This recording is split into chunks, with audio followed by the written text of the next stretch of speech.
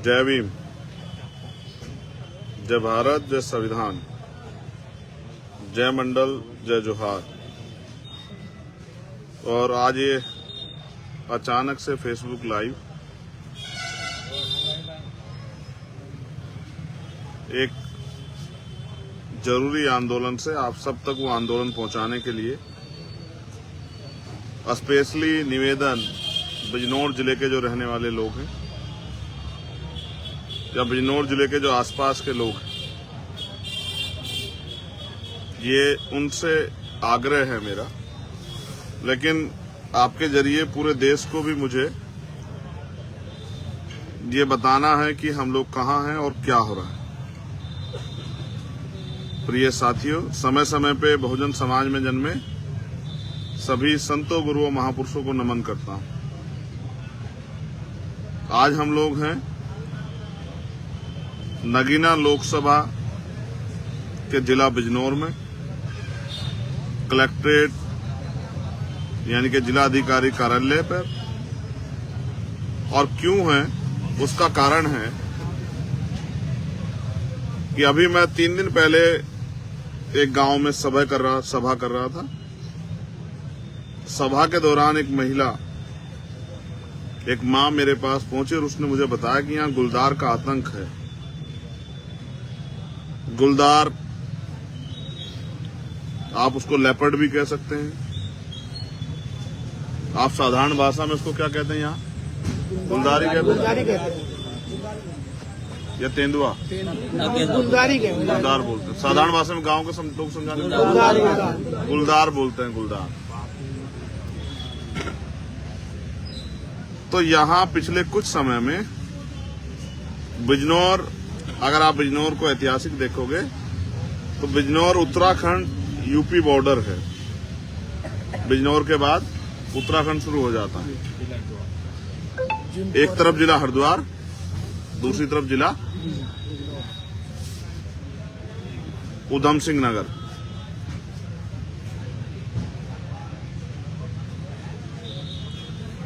तो हमने 21 तारीख में जिला अधिकारी को ज्ञापन सौंपने के लिए कार्यकर्ताओं से एक आंदोलन करने के लिए कहा, क्योंकि इस गुलदार के हमले में अभी तक 25 से 26 लोगों की जान चली गई। और मेरे इस घोषणा के बाद एक 12-13 साल की बच्ची को परसों गुलदार ने निवाला बनाया। ये सारी जानें क्या तो किसान परिवारों की हैं, या मजदूर परिवारों की हैं, या गरीब जो लोग हैं, जो मेहनतकश लोग हैं, उनके परिवारों की। अब सवाल यह है कि बिजनौर और उत्तर प्रदेश और देश में क्या इंसान की जीवन की कीमत इतनी कम हो गई है कि 25-26 घटना होने के बाद भी ना सरकार ने या ना यहाँ के अधिकारियों ने उन परिवारों की सुध ली, ना उनके लिए कोई मुआवजा दिया, ना उनसे बात की, ना उनके दुख को, दर्द को कम करने का प्रयास किया। सिवाय अगर किसी गांव में गुलदार दिख जाता है या आ जाता है, वहां के लोग फोन करते हैं तो अधिकारी कहते हैं कि गांव छोड़ के कहीं और जाके रह लो। क्या किसी नेता के साथ अगर होता ये, तो क्या पुलिस यही जवाब देती है, प्रशासन यही कहता? क्या किसी अधिकारी के परिवार के साथ ऐसा, तो क्या पुलिस और सरकार, प्रशासन यही कहती?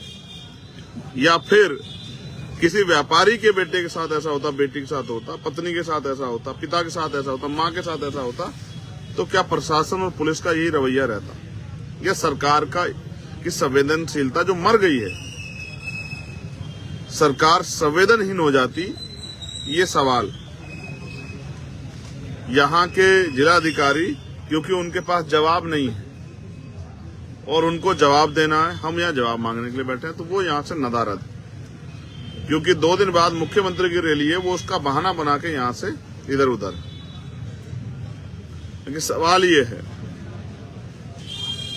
कि 26 लोगों की जान चली गई और किसी को कोई फर्क नहीं पड़ा। इसलिए आज हम लोग जिला कार्यालय पर बैठे हैं, और जब तक यहाँ के जिलाधिकारी आकर सरकार के लोगों से बात करके हमें आश्वस्त नहीं करेंगे कि उन्होंने गुलदारों का हमला रोकने के लिए, अभी भी खतरा बना हुआ है। कल पर यह भी नहीं पता किसकी बच्ची, किसका बेटा, किसकी बेटी, किसकी पत्नी, किसी की माँ, किसी के पिता, किसी का बेटा, किसकी हत्या हो जाए, गुलदार किसको उठा ले जाए। कई लोग मेरे पास आए, एक माई जिसके आंसू नहीं सूख रहे थे, जिसका कहना था कि उनके 19 साल के बेटी को गुलदार उठा के ले गया, जिसकी शादी तय हो गई थी। एक किसान परिवार, सिख परिवार से एक साथी हैं जिनके जवान बेटे को पानी देने का 23 साल के अकेला बेटा था, उसको गुलदार उठा के ले गया। और ये हत्याएं भी ऐसी सामान्य हत्या नहीं, गुलदार जिस तरह से नोचता है इंसान को, आप उसका आइडिया भी नहीं लगा सकते। तो इसलिए मैं बिजनौर और बिजनौर के आसपास के साथियों से कहूंगा कि जो बहुत नजदीक हो वो अब आ जाए। बाकी हमारे साथी कल सुबह बिजनौर पहुंचने का काम करें। जिला अधिकारी कार्यालय पर हम यही डटे हुए हैं, क्योंकि बहुत ज्यादा मीडिया में इस खबर को नहीं रखा जाएगा, बहुत अखबारों में नहीं छपेगी, लेकिन हमारे पास ये एकमात्र साधन है सोशल मीडिया, जिसके जरिए हम आवाज उठा सकते हैं। आप महसूस कीजिए, बहुत सारे ऐसे लोग हैं जिनकी जीविका वो इसी तरह चलती है कि सुबह वो खेत में काम करने जाएं या मजदूरी करने जाएं, मजदूरी करने जाएं, लेकिन आज उन सब पे रोक लग गई है और वो लोग भूख से मर रहे हैं, क्योंकि उनको ये नहीं पता कि वो जाएंगे तो अपने बच्चों के लिए 2 टाइम का